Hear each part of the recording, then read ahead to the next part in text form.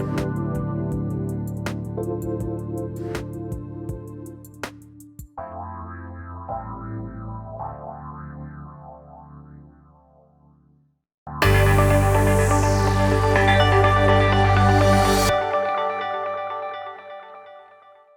everyone, and welcome. I'm Jennifer Bloome, host of Soul Wisdom Abundance, Create Wealth Through Spiritual Health. And as always, I am delighted that you're here joining us in this space, whether you're here for the first time, kind of listening in, wondering what's going on, or whether you've been following the podcast for a while. Whether you're here because you're just sort of thinking about some spiritual concepts around money, or whether you've been trying, in quotes, to get them to work and it's not really going anywhere. There's a lot of really great information. That's the whole point of this podcast is learning how to do something new with money, to be able to work with it in a way that's really supportive of how you want to live your day-to-day life. And I want to focus on that word "new" because it's important for our conversation today. When we go to learn something new, whether it's about money or gardening or new recipes, whatever, right? Anytime we're learning something new, we tend to do it from the neck up, right? We do it with our brains, we do it with our minds, and of course we do, right? Because how else are we gonna learn it? But if you really want to create that bridge between knowing something intellectually and being able to live it without a second thought, you have to bring it down into your body. You have to embody it. And, that word embodiment gets thrown around a lot in the spiritual world. And the best example that I can think of to start off with is learning how to drive, right? I can remember very vividly getting behind the wheel of the car for the first time. um, my driver's ed teacher was Mr. Takis. And Mr. Takis was the basketball coach, and he was also the driver's ed teacher. And he was known for saying things like, you don't really have to worry about the speed limit sign on the entrance ramp from a highway or around a curve. You can usually do about 10 miles over and it's just fine. Probably not something our parents wanted us learning, but that was Mr. Takis. And so there was one afternoon I had a free period and I was outside with my friend, who also happened to be in the driver's ed class. And Mr. Takis was driving by in the driver's ed car and he saw us. He said, "Hey girls, you want to get behind the wheel?" And of course we weren't ready for it. We hadn't learned everything yet, but that was Mr. Takis. So off we go to this great big parking lot.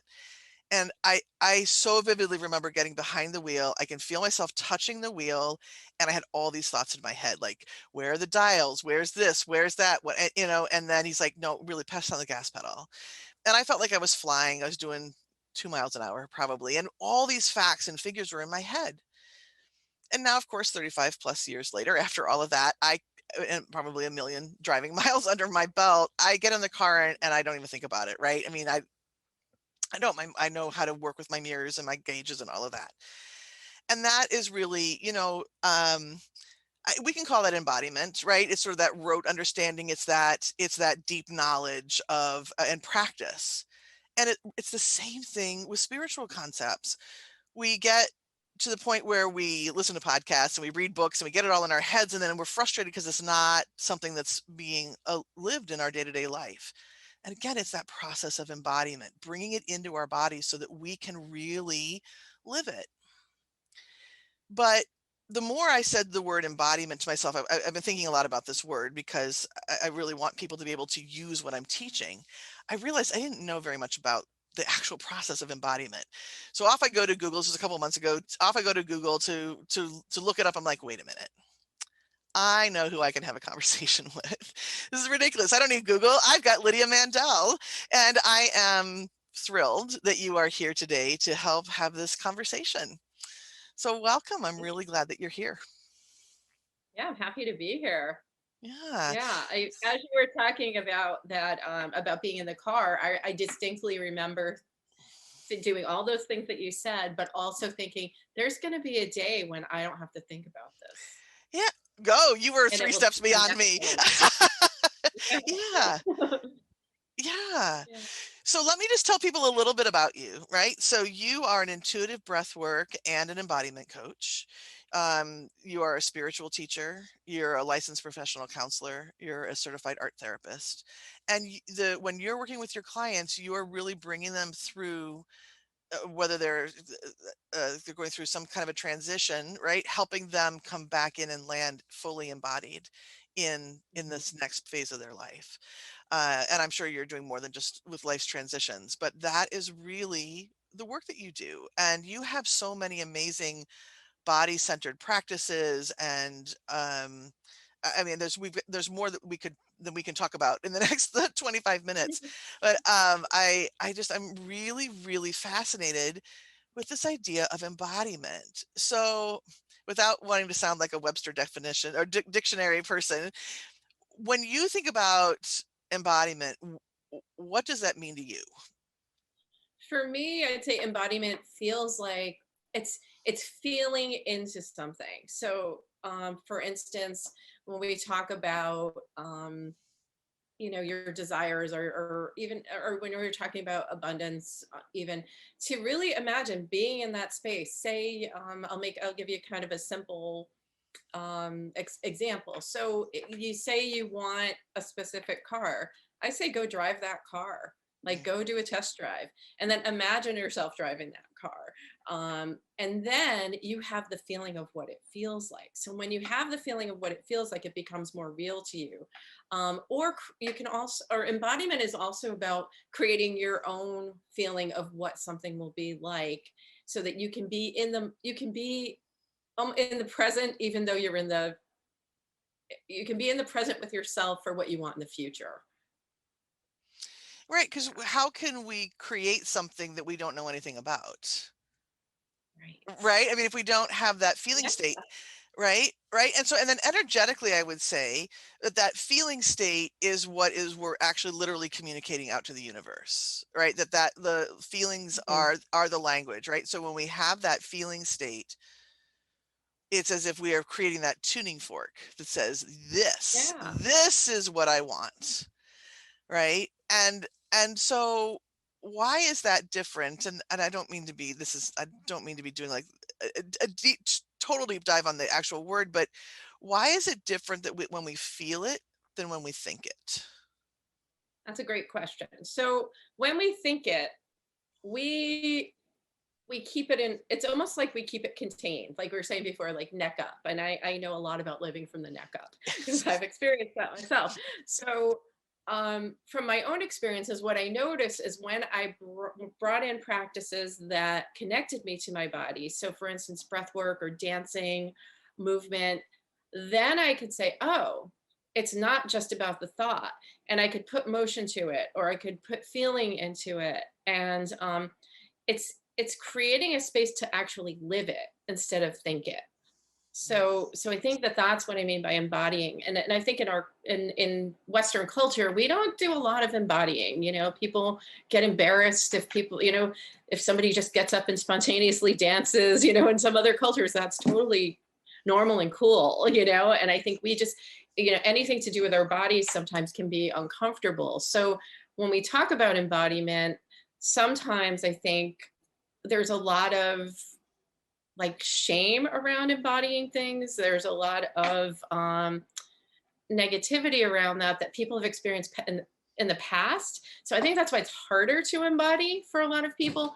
But when you do it, you know it. So when we talk about having a gut feeling or just knowing in your heart, that's what we're talking about with embodiment, is feeling those deep feelings within your body and using that as a compass point for your desires, like knowing like, oh wow, I'm really receiving this, I can feel that feeling. Yeah.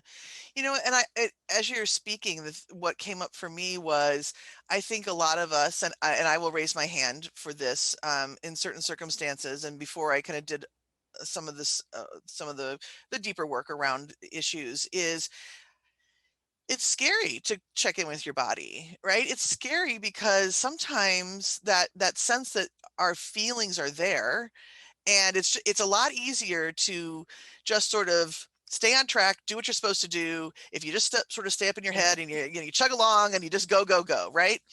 If we check Mhm. in with our bodies and our body says you're tired, or your body says this is dangerous, right? You're on the border of exhaustion. Or if your body says I'm really heartbroken that I haven't gotten what I want yet.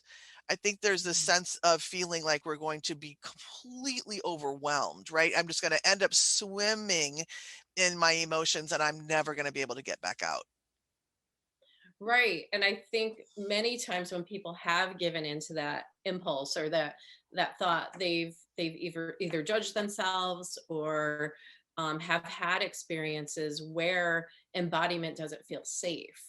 So when you start to create embodiment for yourself, when you consciously don't try to override what's happening in your body with your brain, because we all do that. I mean, like you said, I'm going to keep chugging along. I'm going to just, I feel horrible, but I really want to finish this project. So I'm not going to Right. attend to my feelings or my body, even though I'm exhausted.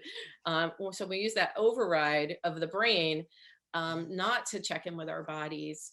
Um, it feels it feels like it is doing a disservice to your body, but it feels like you're doing the right thing because we've been conditioned for that.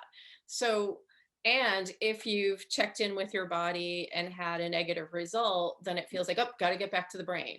So it's so important to ease into it, because you're not just going to wake up one day and be completely embodied, because it's scary for a lot of people. So what I think is cool about, making that shift, is that it doesn't have to be immediate. It can be one, maybe you start with your breath, and notice what it's like to breathe. Notice what it's like to breathe and be in your body breathing. Maybe you start to just sway back and forth or move your body a little bit. What does that feel like?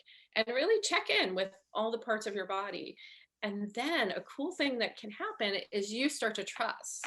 When you start to trust that your body knows things, because our bodies are so full of wisdom that we don't even tap into because we think our brains are more powerful, and that they're two separate things. It's all connected. When we start to tap into that, we can have the experience of being embodied, and we can trust way more than maybe we have in the past. But it does take some time and some energy and connection. Okay, so I'm starting to get the sense that I'm thinking of embodiment in a much smaller way than what it actually is. So I'm thinking of taking here is right because I want this, I want to be able to live a concept, right? And I think about taking that concept and embodying it. But it feels like what you're speaking about is even bigger than that.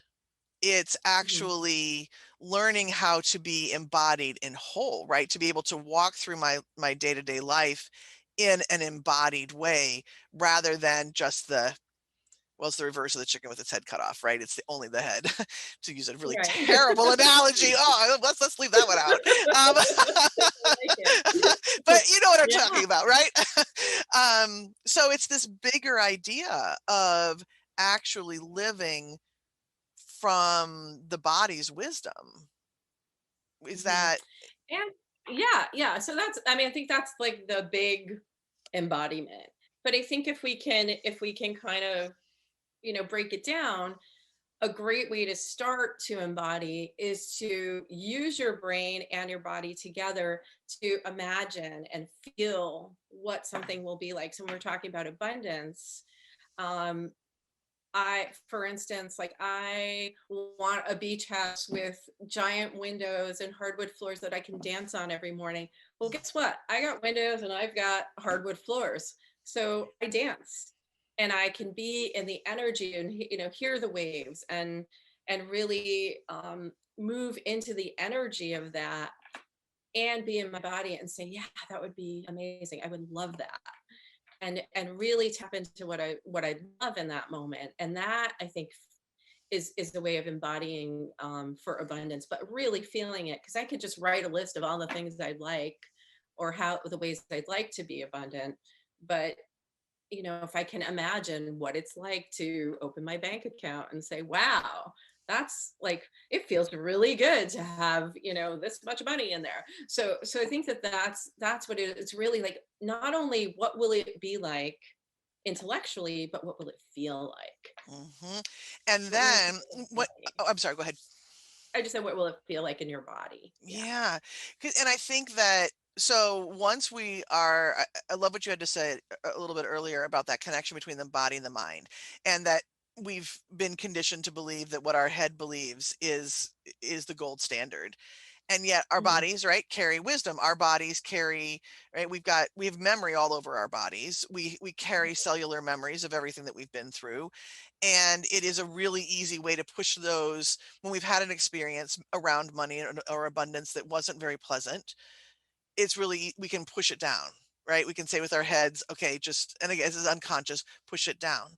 But when we're in that space of feeling, right? If you're in that place of movement or dance or feeling what it would be like to be, I can feel it, right? Because I can see it, right? The beach house and the windows and the floor and being there. When we do that, we can have our bodies then tell us what we're holding as far as our beliefs that are in opposition to it, right? So that's Right. one big plus of moving into the body so that we can start to understand, okay, so I've consciously wanted this thing for a while. I have consciously wanted this much more money flow in my life, or I've wanted to live in an easier manner for a while and it's not happening. Why? Well, perhaps it's because we've got this belief that if we have X amount of money, we're going to turn into this really nasty person, right? That money brings out Right. the Yeah. worst characteristics, right? But the body holds that, so we can access it, right? When we learn to be more of a place of embodied. Yeah, yeah, and I think that what another thing that happens is when we're in the process of creation. So when we're in this process of, what are our dreams and how are we creating them and all of that, we're starting to when we start to feel into it, um, it brings our vibration to the place where it can actually receive it. Mhm. 'Cause we can talk about it all we want, but when we're actually in the feeling of it and the knowing of it, that deep knowing and feeling of it, it brings us up to a level where the universe is like, "Oh, I see. I already knew this was for you. It's already planned, but you're ready now." So I think that that's one of the things that happens too is we elevate ourselves to a level where receiving is actually possible because we may want things, but if we're not in the right embodied space, I'm like thinking, did we say headspace or to Right, right. receive, Yeah. yeah, then we're not there yet. So I think that that's a pretty interesting thing too, is how when we're ready and we're fully embracing and feeling, that's when things can actually show up. It's like that flow state. Yeah, and when I think about that flow state, the word that comes to me is expectation. And that talk about a word with terrible connotations behind it. But energetically, when we're in that space of expectation, that space of deep knowing, that space of yes, this is on Mhm. its way. I don't know when it's coming, but it's coming, right? It's like all of our receptors are, I feel my chest opening up and Yeah. really wanting, and as you said, then the universe can see us and say, okay, and it's like this little, I've got so many visual metaphors today, I guess, but it's like those bristle blocks or Legos or whatever. It's like, okay, yep, now it's a match. And it can be a challenge though, I think, when we haven't practiced to be in that open, receptive state. What do you share with your clients about being safe to be in that open space and being in that embodied place? I think one of the things that I share is that if you can create safety within your body, within yourself, then you can be safe to receive. So I think so many people show up not feeling safe in their bodies or safe to connect with their bodies or engage or even interact with their bodies in a way that feels good and actually useful to in their process of embodiment of abundance. And so what I usually will have people work on finding a movement that helps them feel safe so that they can come to the movement of safety in their bodies, and then we can move from there to say, okay, I I'll know. I'll know I'm ready when I feel this safe feeling.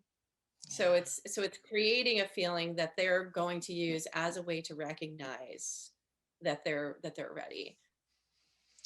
So it's kind of like if you walk into, like, I know when I was looking at houses, I would walk into a house and go, I can't live here. Yeah. And I'd leave, and then I'd go somewhere else and go, oh yeah, yeah, it's good. So I kind of call it that yeah feeling, like you just know.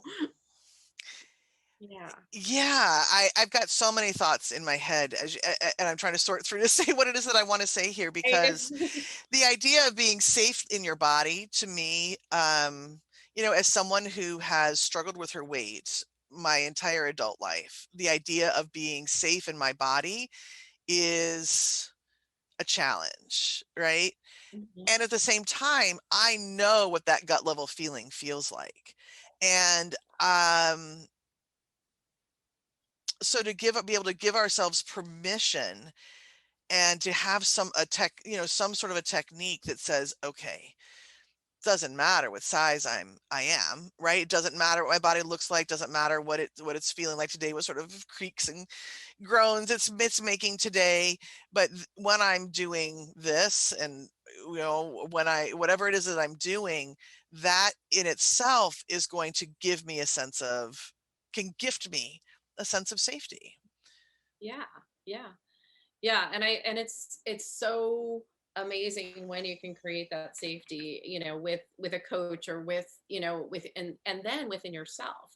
I think that's the amazing part is you've already got it. It's just tapping into it. And we don't learn safety. I mean, nobody teaches us how to be safe in our bodies. Nobody teaches us to trust our bodies. So when a lot of people go embodiment, I don't want anything to do with that, and I don't blame that. I didn't want anything to do with it either. And the more I started doing, embodiment practices for myself, I was saying I'm doing people a disservice by not sharing this stuff with them, in my sessions, within coaching it. And breath work is inherently, embodied, but even within that, offering other, some other techniques too. So I think the more that I was able to process through my own, body shame and, feeling unsafe or feeling like too much or feeling like too little and, all those things that don't make you feel whole. The more I could access that embodiment, the more I got braver. I got like, more willing to ask for what I wanted. And that's what I want for everyone to be able to say, I really desire this and it doesn't sound crazy. I'm the kind of person who gets to have this too. And what a full, rich experience it is when we allow that beyond just the head, right? When it becomes Yeah. something that we are walking through our life with, right? And if you're going to Mhm. walk through your life with something, you got to bring your body along, right? There's no way to do it just from the neck up. Right. And I think that one of the things that I had to remind myself of is my body has been in many different states throughout my life. I've Hmm. been bigger, smaller, whatever, I have always accomplished things. I've always had friends. I've always had good relationships, but in the times when I wasn't feeling good about myself, I think that I wasn't able to appreciate those things the same way I have when I'm more embodied state.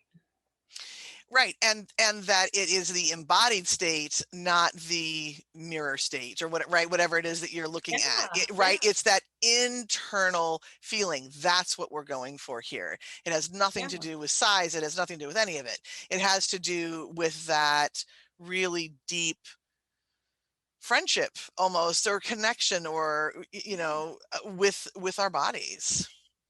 yeah. So if you're out somewhere and you look around, you can tell who's embodied and who's not. If you see how people walk and move in space around Mm, you, like some people, you might see someone just walk into a room and just be blown away by their presence because you can feel how confident and embodied they are. So I think that that's, you know, something to look at and notice when just when you're out and about as a kind of experiment. and Ooh, say, wow, that person's really embodied, and it could be anyone, regardless of shape, size, height, all the things that people think are important in terms of confidence and you know and being embodied. But you can tell who's embodied and who's not. And I'm mhm. not as a judgment, but just as a way to say, wow, I really appreciate the way this person is showing up That's and what it looks being like. in. Yeah. Yeah, because we can tell, right? You really get that sense. You can really Mhm. yeah, that's really cool. Well, you know what? I think this is a great place to pause and take a quick break.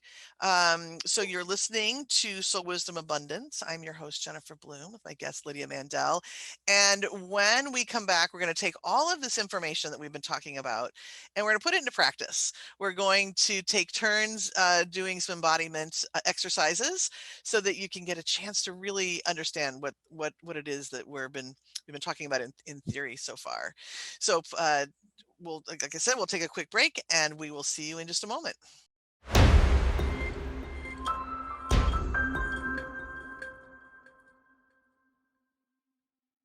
We're back on Soul Wisdom Abundance with me, your host, Jennifer Bloome, and my guest, Lydia Mandell. We've been talking about all things embodiment, and now we get to practice it, which is the fun part of the show, in my opinion. But I tell you what, Lydia, before we dive into the exercises, can you share with people how to find out more about you? And I know that you've got Yeah, a free offer for the people who are yeah. listening. So if you want to share a little bit about that, and then we'll move forward. Yeah. So the places you can find me are on my website, lydiamandel.com. You can also find me on Facebook under Lydia Mandell.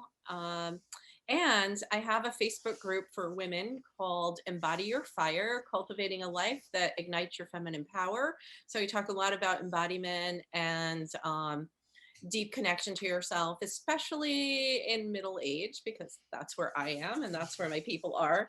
And my offer is I have 5 spots available for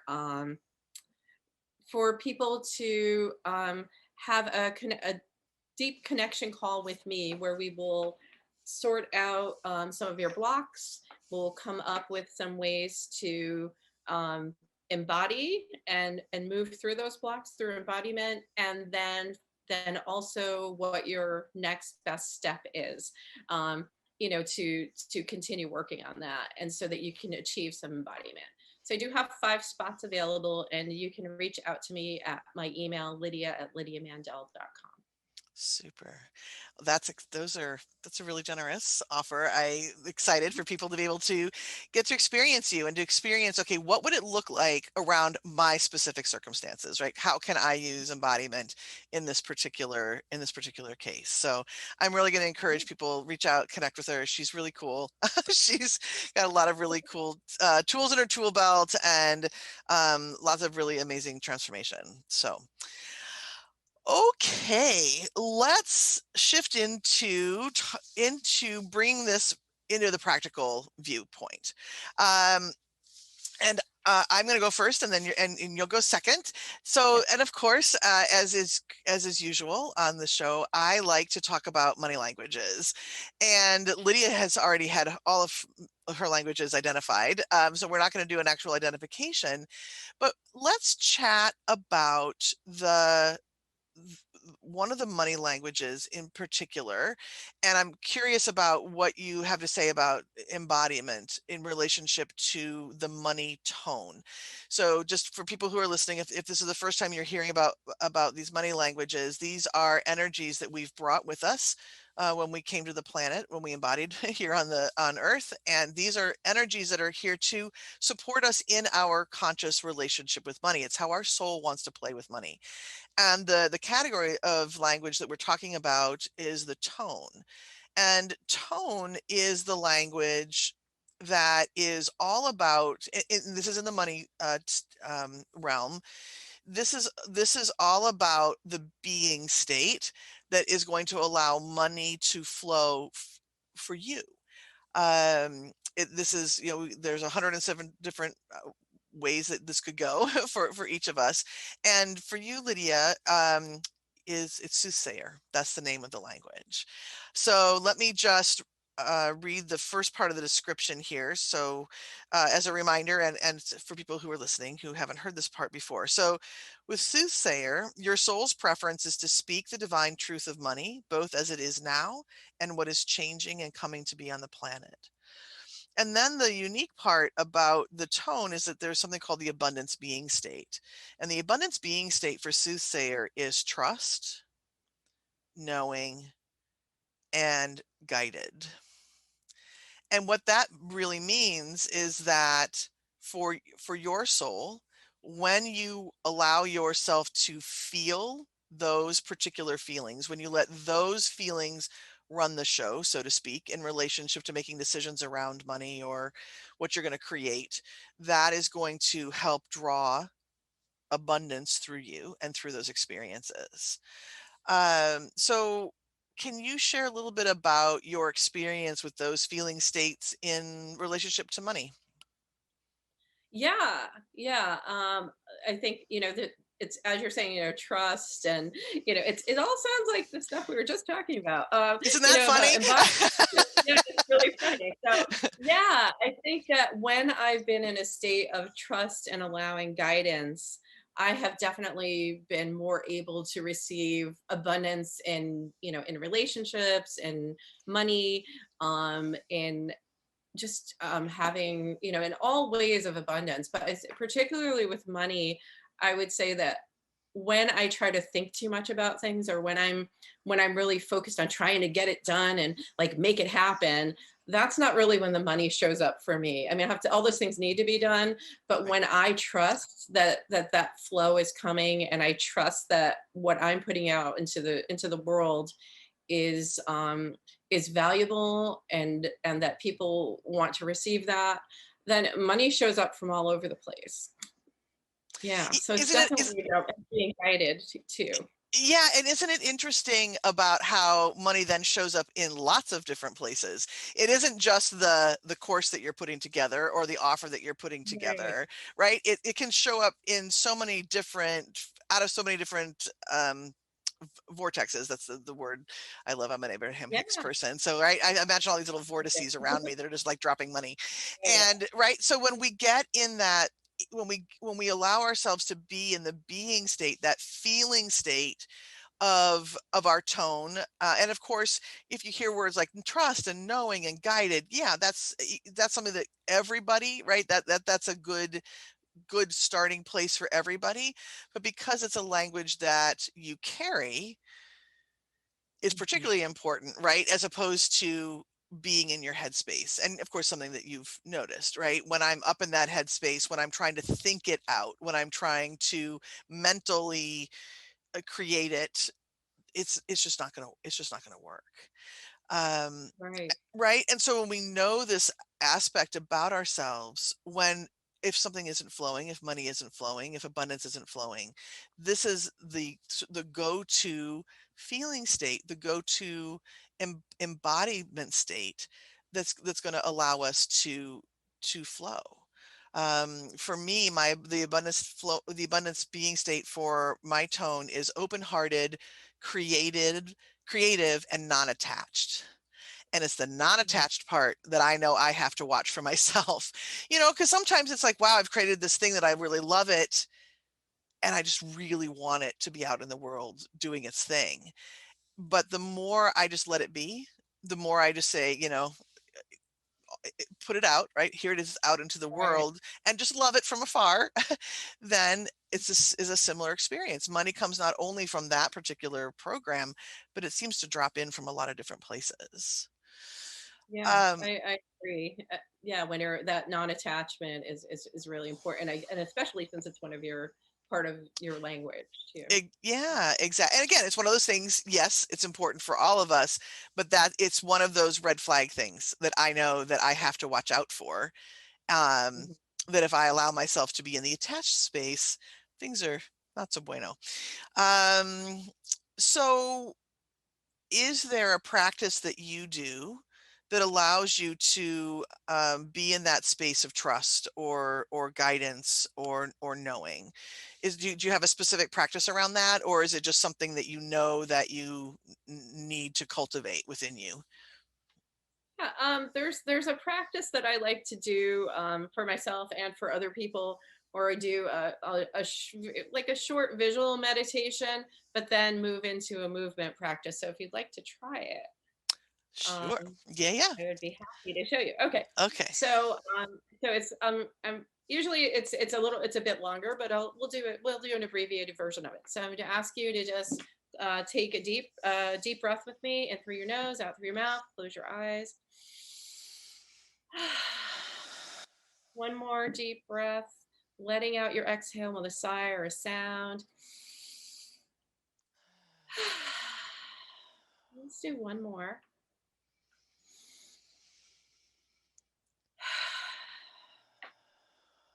And then as you just keep your breath normal, normal flow. You can breathe in through your nose and out through your mouth if that feels more comfortable. And I want you to imagine that you're walking down a path. And you're walking, and it can be anywhere you want it to be. And as you're walking, notice how the ground feels under your feet. Notice the sounds that you hear around you. Notice how your body feels in space, moving and walking. Notice the air on your body. Is it hot? Is it cold? Is it windy? And notice what you see around you. Are there animals? Are you in a city? Are you in the forest?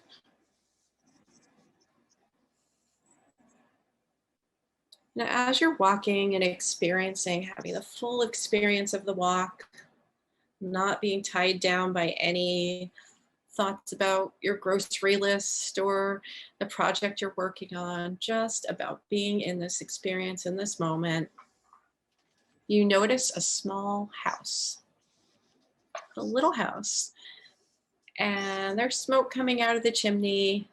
And this is the house of your desires. As you get closer, you walk up to the door, notice what the doorknob looks like, and open the door. And inside this house, you get to have anything you want. The house can grow or shrink. You can create anything you desire. It could be money, it could be ideas, it could be material things or intangible things. And I'm going to ask you to walk around the house and see all the things that are suited exactly for you, and to choose one thing. And when you have that thing, just nod your head. Okay. And I want you to connect with that thing, whatever it is, and ask it a question. You're going to ask, how can I feel into receiving you? And let that thing share its answer with you.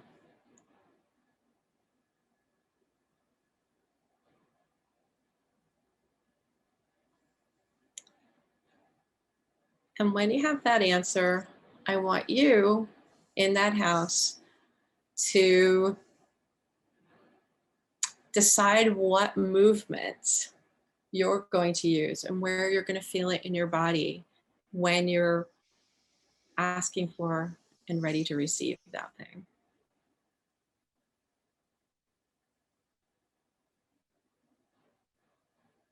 And when you have that movement, just nod your head. Okay. You're going to thank that particular thing that you want, that thing you desire. And then we're going to leave the house. I'm going to walk outside. You're going to thank the house, thank all of your desires for being there for you when you're ready for them. You're going to walk back along the path, remembering what you learned in the house. And take a deep breath in. Big exhale. One more.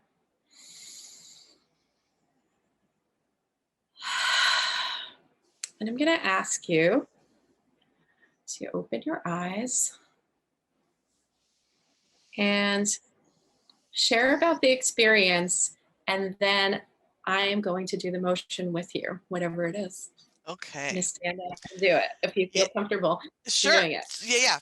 So, okay. I love how my brain, I love how these processes work. So, just, walking along this really beautiful pathway, ocean off to my right, and kind of a line of trees and to the house, and feeling it kind of morph and change as I was walking through. And what was interesting was that the item that I picked was this really beautiful, like brass heavy candlestick, which kind of interesting. I have so few ideas about what that represents Yeah. for me, right? But and as I was talking to it, seeing everything, like I got this beautiful 360-degree view of this candlestick and the feeling of it, and I could it was big and heavy. So that's sort of what led to this idea, this movement idea that came up, was just kind of almost like a wide leg stance and just sort of bouncing in place and really feeling Mm.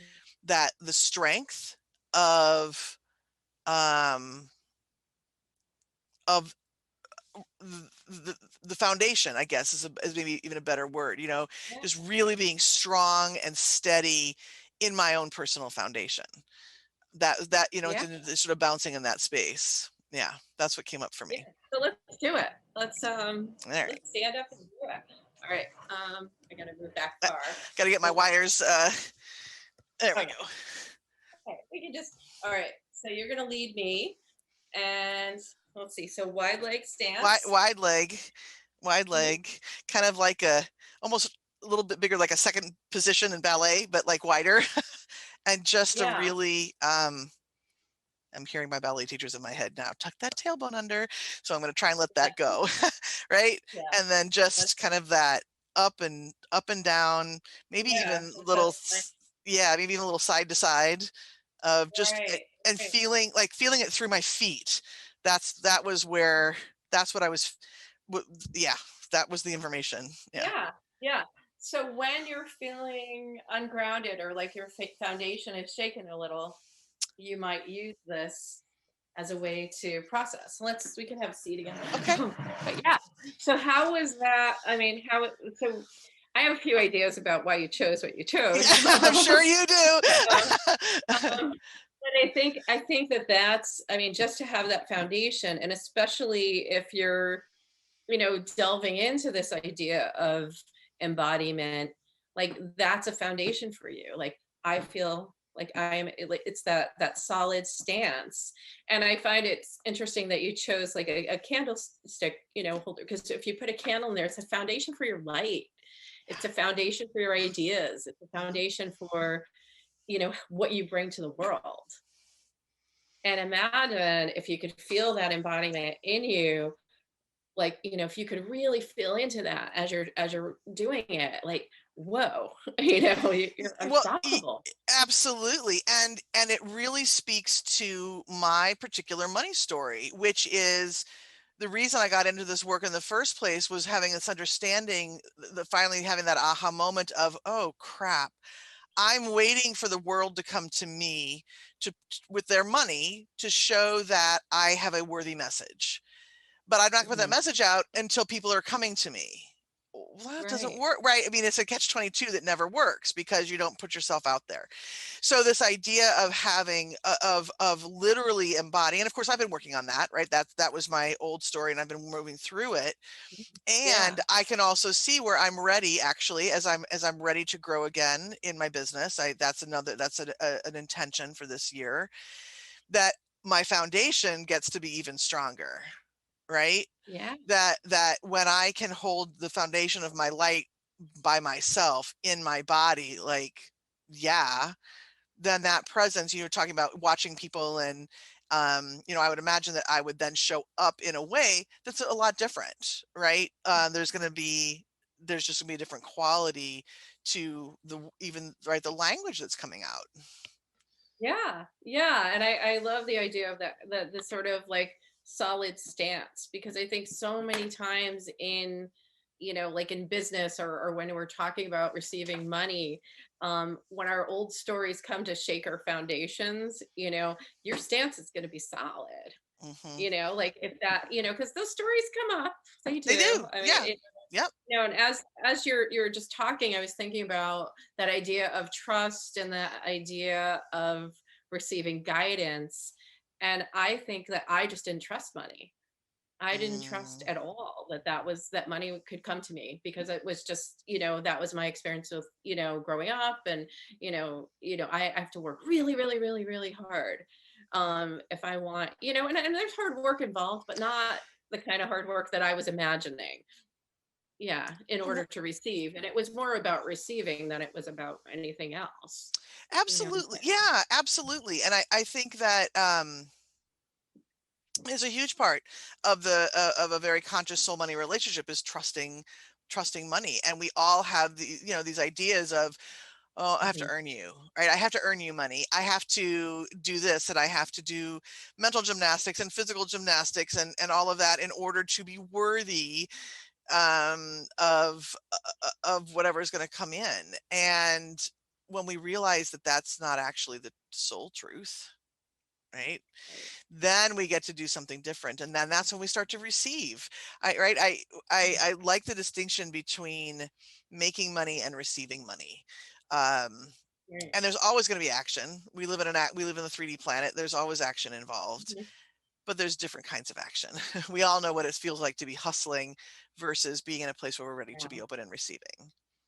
Yeah, that word hustle doesn't sit well with me at all. Mm-mm. Because when you really think about what hustling means, it's about, like going sort of beyond where you need to be so that you can, I don't know, it's or even the history of the word, and it's just how it's about kind of getting Mhm. over, and it's like, I don't want to Right. get over, I just want to be. So, Right. Yeah. yeah. Yeah.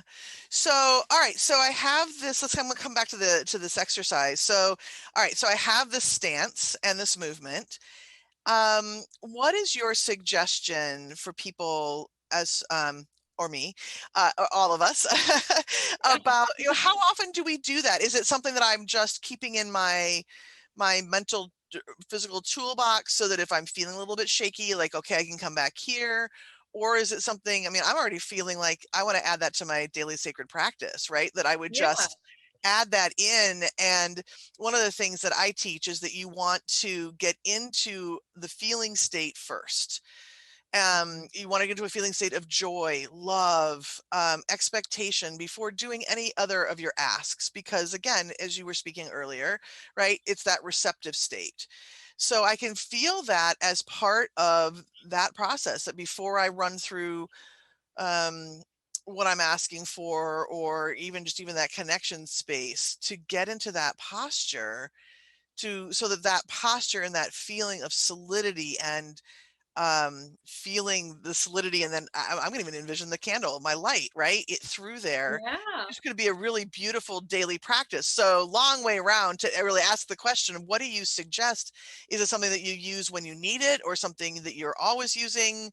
Mixture of both? What do you I I suggest? would say incorporate it into your daily practice, because if you do that one practice when you're ready for other, then you're going to notice, you're going to get in the habit of being embodied. You're going to get in the habit of saying, Mm, this is the moment every day where I drop into my body. And so, and I integrate my body and mind. So when you do that and you have the visualization of that candlestick and the light shining, it's like you are grounded and you're ready to shine into the world. So it's a really beautiful visual. So I would say do that. I would encourage anybody to do to do that every day in your sacred practices. Yeah, lovely. So this maybe was a question that could have been earlier, and I know that we're running a little bit short on time, but what what might be a tell that somebody isn't in their body?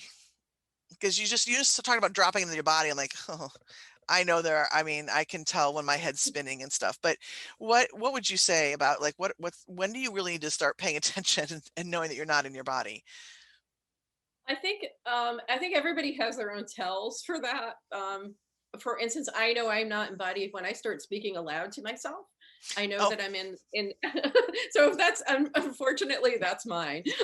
Like okay, and then it's like ding ding ding ding ding, get in there, lady. But I would say the cues for that are when you feel like when you don't notice if you're feeling pain, if you're feeling emotions, like if you're so focused intellectually, and you notice that you haven't paid attention to your body. And this is something that I realized, that I think we can play into this too, is that over the past year, everybody's been on Zoom.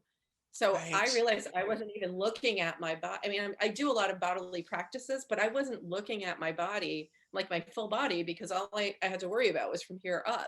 So I think that's another thing people might be experiencing now too, is getting back into their bodies or noticing that they have bodies.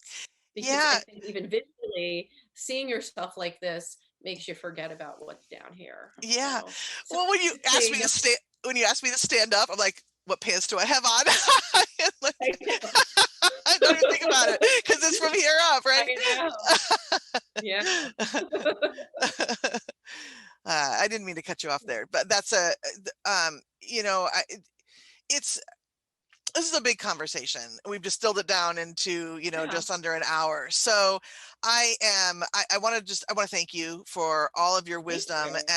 and what you've brought to the table today. And again, I'm really going to encourage people to reach out, take Lydia up on these, on the session. That's a really, if anything within your body, mind is going, ooh, this is something I need to pay attention to, reach out to Lydia. She has a wealth of skills and knowledge and just really will treat you with a lot of laughter and joy, and a lot of transformation. So we're gonna let that be the last word today. Lydia, really thank you. I really appreciative of you.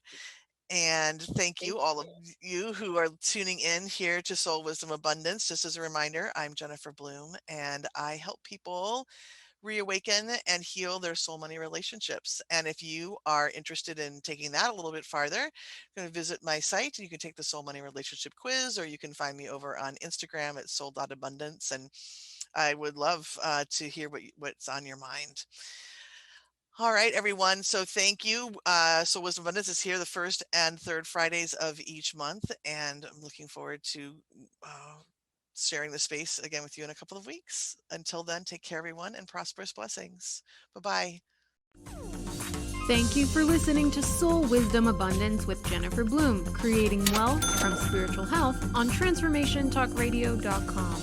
To learn more about Jennifer Bloome or listen to past shows, visit jenniferbloome.com. You can subscribe to this podcast on any of your favorite podcasting outlets. Simply search Soul Wisdom Abundance with Jennifer Bloome.